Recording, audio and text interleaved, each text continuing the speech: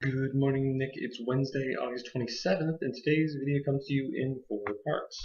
Part 1, insufficient data. So I'm sure you've noticed, but I've really put off this radical moderate thing. And it's not that I don't want to, but it's that I can't find really good data. It's not like the data doesn't support my conclusion kind of way, but more the data doesn't really show anything kind of way.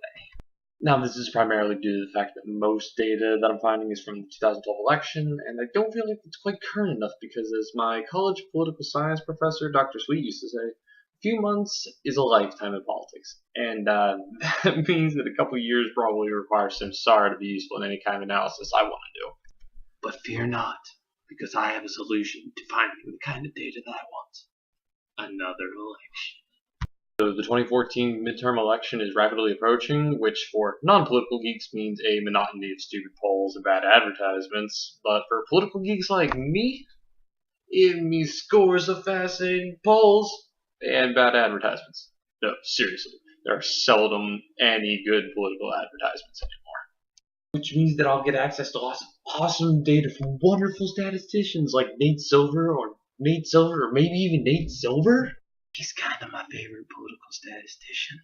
I promise I will do this, but it'll take a little longer than anticipated.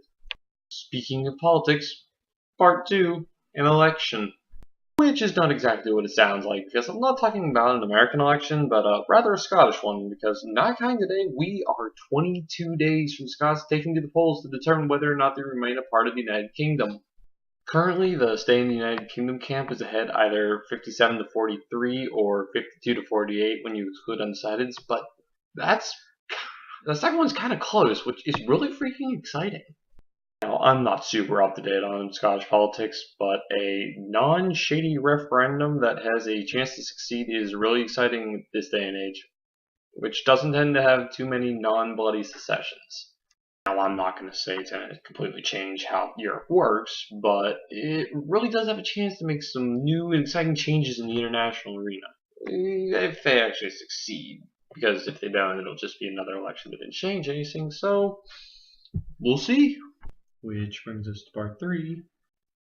Bombs are dropping. Since today seems like an international news kind of day, it's probably worth noting that Egypt and the United Arab Emirates dropped bombs on Islamists in Libya.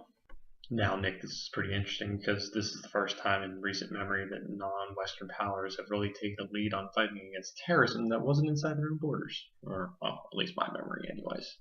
So, unlike Scottish independence, sorry to all the Scots that I offend, this happening can definitely have some real major impacts in the world because it means that Western power is no longer a prerequisite to legitimacy.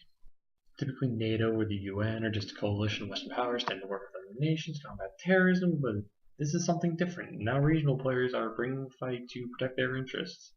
And so if they actually succeed, it'll definitely erode Western hegemony in the regions and probably other regions who will be more likely to take stands in their own backyard. Not really sure what else to say about that, so part 4, moving. No, I'm not moving, but I'm sorry to hear that you are, and as someone who has moved between apartments, I know how terrible it is and how many loopholes you have to jump through to finally get everything done. But I know it's going to be tough at the moment, but I'm looking forward to seeing your new place, and I hope everything goes as smoothly as possible. Nick, I'll see you on Friday. Bonus part 5, it's really easy to tell when it takes me a while to make a video because my speaking volume dramatically changes.